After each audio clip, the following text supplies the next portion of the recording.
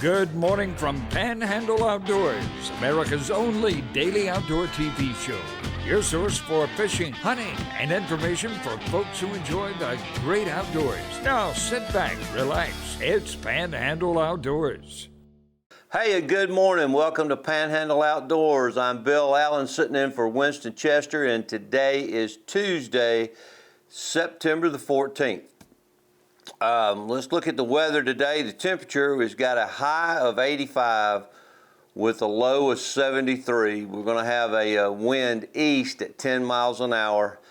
And of course, this afternoon, there's going to be a 40% chance of rain or showers, which is, of course, we got all the rain that we can stand right now, and the bays are about black still, but little less humidity, so it's starting to get into that fall a little bit. Looking at the tides today, the high is at 4:07 a.m. with the low at 3:41 p.m. And we've got about 49% illumination with the moon and a water temperature that's 84. And we should, start to see that falling a little bit. Looking at the peak times to coincide with that, the major fishing period today is from 6:10 a.m. to 8:10 a.m. A couple hours after the after the tide's high. Once you finish the show, watching the show, you can hurry on out and catch the peak times. It's 2 hours after the changeover. Sunrise at 6:26 and sunset at 6:49. We're going to go ahead right here and take this break and come back with a special guest. Welcome back. And I'm joined, as usual, by my good buddy and our mayor, Greg Brudnicki. What's going on, Greg? Good morning. Doing good. We are coming off a hard-working but very successful scallop trip. It was great. And over in St. Joe, it's our usual group of 8 people who went over there. I think Winston's already shown some of this already, so it may be a repeat for you. But we had the good fortune of having Winston join us for a couple of days in the boat. We had to teach him something. Yeah, he's not very experienced when it comes to scalloping. So, but we had the good fortune of him joining us for a couple of days and eating with us 3 nights? I think so. I told you not to feed them. They just kept coming back. But anyway, he and Gail, and we had a large time, and Greg and I were talking this morning. There's a little time we ought to take a talk about Winston because he's not going to do it. Yeah, he had to scoot home one of the particular days because he had to go get an award. A lot of people don't realize the fact that he went into the Mosley Sports Hall of Fame. Yeah. And Winston, is anything but a braggart. He never talks about anything to do with things that a lot of accomplishments he had. But a lot of people don't realize that he played football at the University of Florida, and he was a defensive back. Yeah. And it was when this football was square. It was a long time ago. Well, it was leather helmets. Yeah. But no, I think, and if people remember the NFL from years ago, there was an outstanding defensive end that played for the Rams named Jack Youngblood, who went to the University of Florida. He was there at the same time as Winston, and they were roommates. Yeah. So he and Jack are still really, really close. And Winston, was quite the athlete. Jack invited him. Winston attended his Hall of Fame ceremony. Exactly. Yeah. So we want to let people know that. If you didn't know that, you were looking at a guy that played college football, and Jack was his roommate. So kudos to Winston getting that award. And you wouldn't hear it here if he was here. Yeah. And he's not here, so you're hearing it here. Now that even confused me, but okay. But yeah, and we all know about the book, which took a substantial amount of his life to put together, and it received a national award. Full box, of course. I know everybody knows what we're talking about. It received a national award, or a state award from the Historical Society. So I'm probably butchering that, but from the state of Florida. And even though, as I've said, it omits some things because you're in it and Bill Shields in it, but somehow there was an omission there, an error. Yeah, I'm sure you didn't get that in there. I didn't make the book. But anyway, Should have had you in there throwing a cast in the so anything, anything. But he also originated and started the outdoors education class at Mosley, Yep. which literally thousands of kids have gone through. I've been to that class with him to see, but he introduced the outdoors and the hunting and the fishing that we love so much and camping to kids who would have otherwise never have had that experience. Right. He made it relevant, because if you say, oh, well, it's just something that you do. We had the experience of having the same Little League coach. Yank Lanford was an outstanding guy, and part of our education as growing up, not just playing ball, but the camping trips he used to take us on and stuff. And so we were fortunate, but for and a lot of... we had fathers that had us fishing and outside at 5 years old. We were lucky. And we are very fortunate, still are.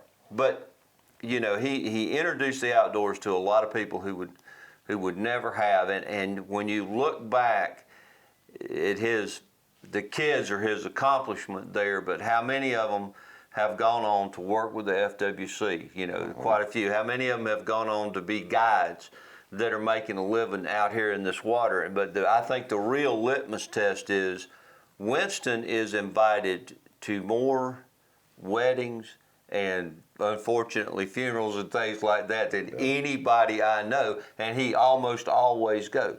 But kids that he had in class 10, 15 years ago, longer than that, when they invite him to weddings and birthdays and anything else that goes on, you realize the kind of respect that they have for him and respect that we have for him. So yeah, Greg wanted to bring that up this morning, and I thought it was a great thing to do.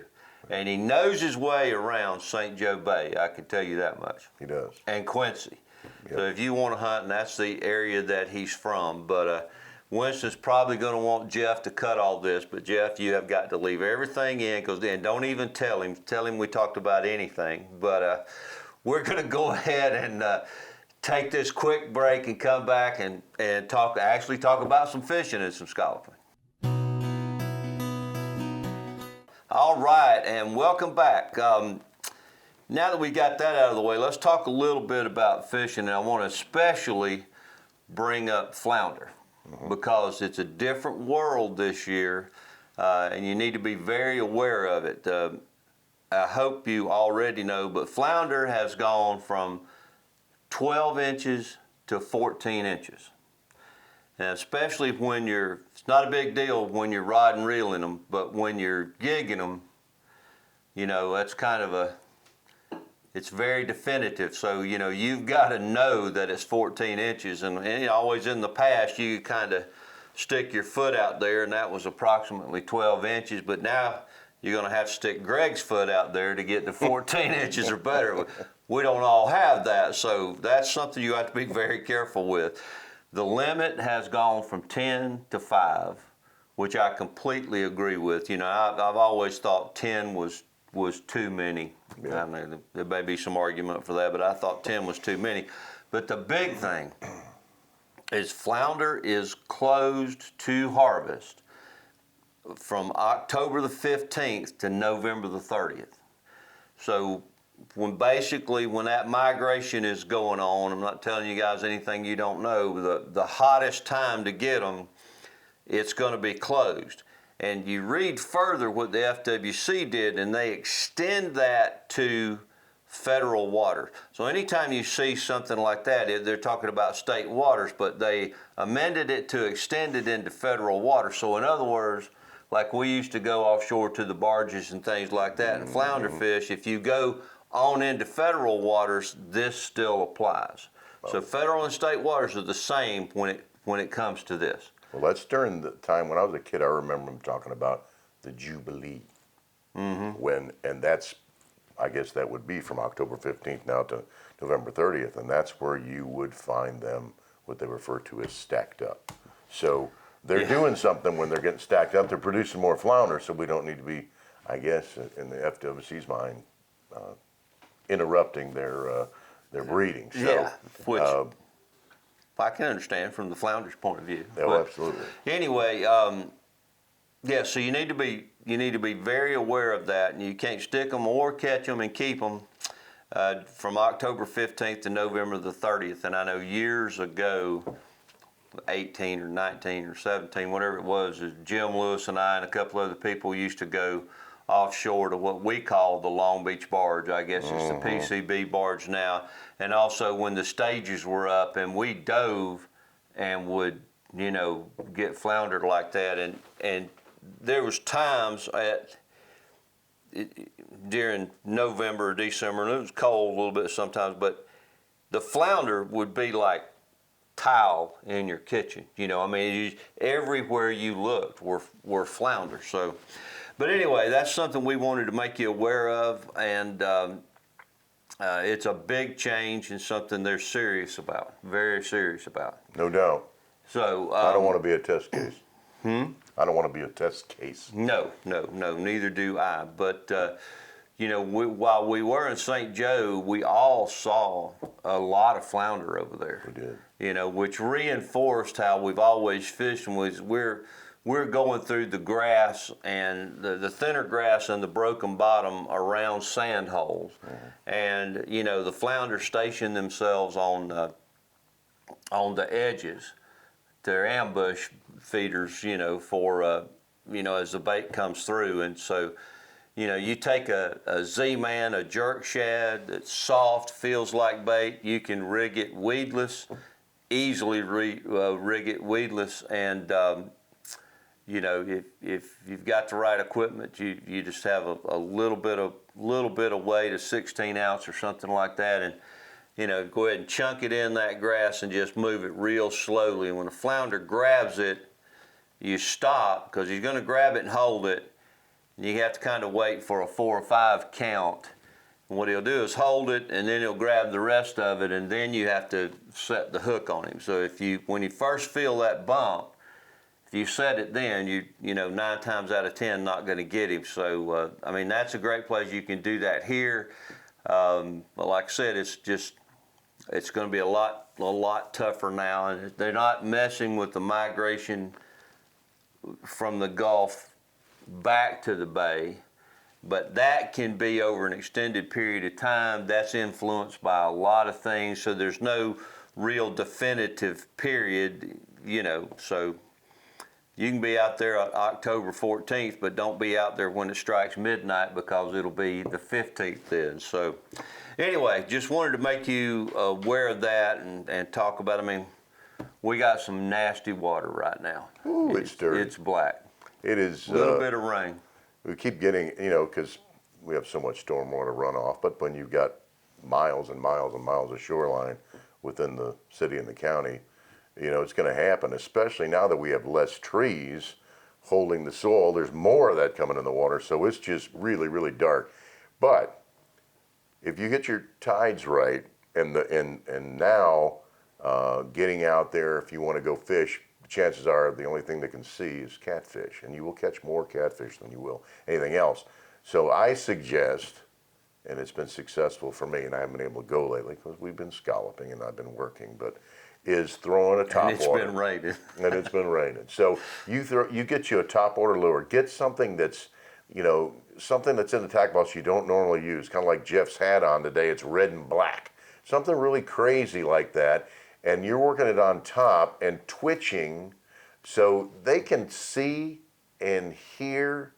They can't see as well, but that noise will make them come up and hit it. You'll be surprised how many fish lurking that you never know that's around that will come up and slam that top water with dirty, nasty water.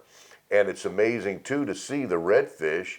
They will be now, after this many weeks, dark. The trout will get gold and black.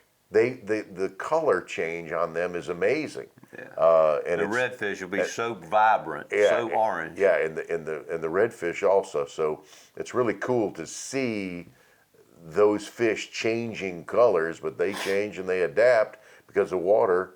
I guess it doesn't take long for it to keep, as it's going through them, it turns them dark. Just like when you catch a redfish while you're pompano fishing in the spring in the Gulf, you can see through him. He looks like a whiting. He's white and silvery. So same thing happens. Doesn't affect the meat, So if you stay in the limit on the trout. You're putting all the redfish back anyway, right? Yeah, we do.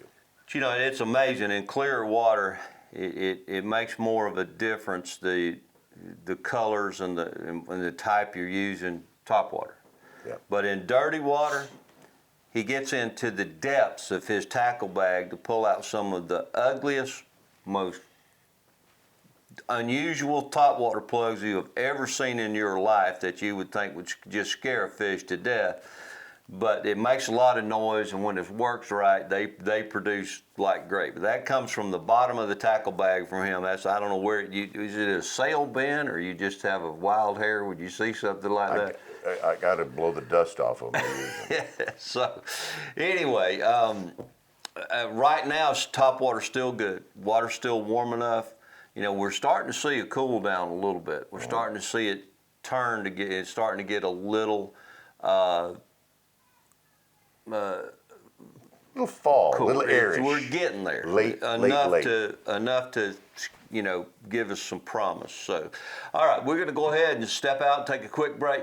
Come right back.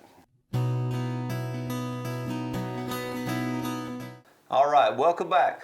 We're going to flip back now and talk about scalloping. I do want to mention, though, that those ugly plugs like that, Greg caught about a 14, 15-inch flounder. Oh, yeah. In 4 inches of water who hit a top water plug. Now, that's a low percentage way to fish for them, so I don't really recommend it, but neither one of us knew what we had. It looked odd, and then all of a sudden he comes up with a huge flounder on a top water plug.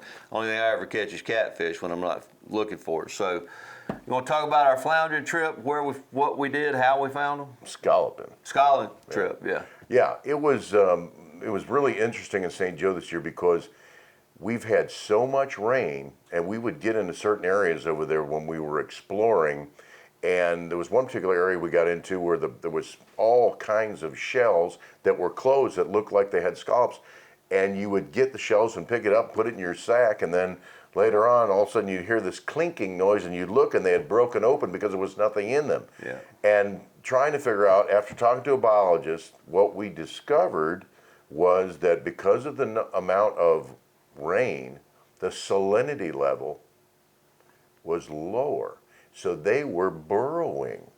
And most of the time when we were scalloping, we would get in certain depths of water, I saw probably 25% of the scallops that I picked up over a 5-day period. Yeah. And I would get on the edges of places, and I would run my hands through the grass and get in some areas where there was a kind of a divot, and then reach down in there and feel the scallops. And we highly recommended you do that with those little light gloves on. You got to have gloves on.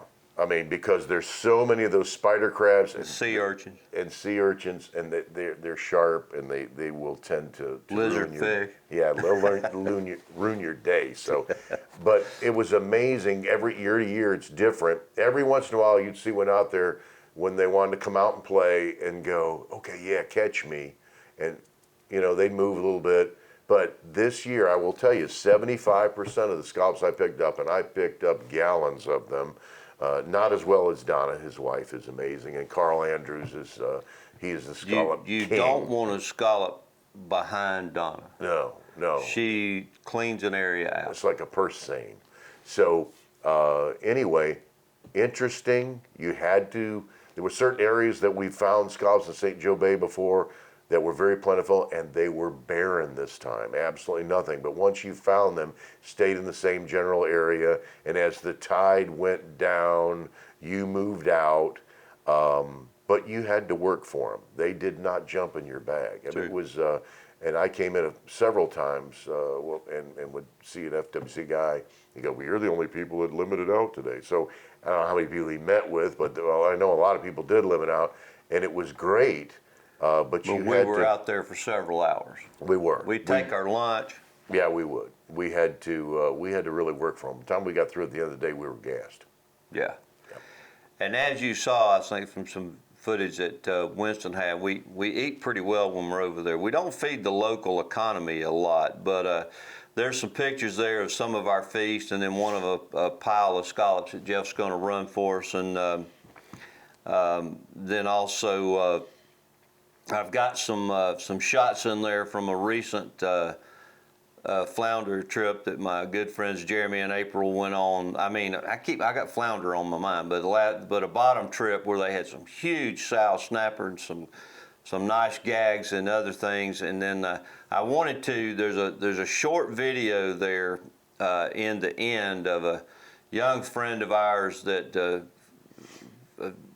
is a son of a good friend of Jim Lewis and I's, and they is Tanner, and I have fished with this boy, and he reminded me of, we went on an overnight black snapper trip on Jim's boat, you know, and left at 6:37 in the afternoon and fished all night and did that.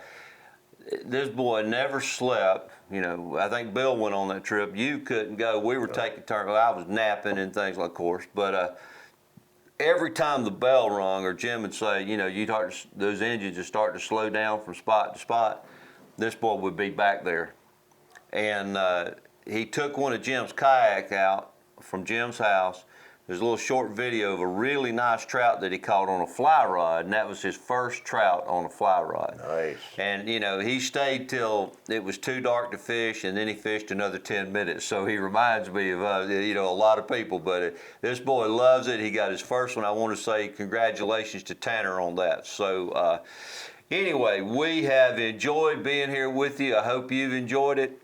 You know, you're gonna have to watch the weather all week. We got some stuff coming in the afternoons, and probably off the banks from that storm that's been going ashore. So later in the week doesn't look good, but you still have until the 24th to go scalloping. So you've got an opportunity to do that. All right, I appreciate you coming in. As usual, let's go to breakfast, and we are going to be out of here. God bless, and do something good for somebody today. Thanks for watching America's only daily outdoor TV show, Panhandle Outdoors with Winston Chester, featuring hunting, fishing, and other activities and information to help you enjoy the great outdoors. Join us next time for Panhandle Outdoors.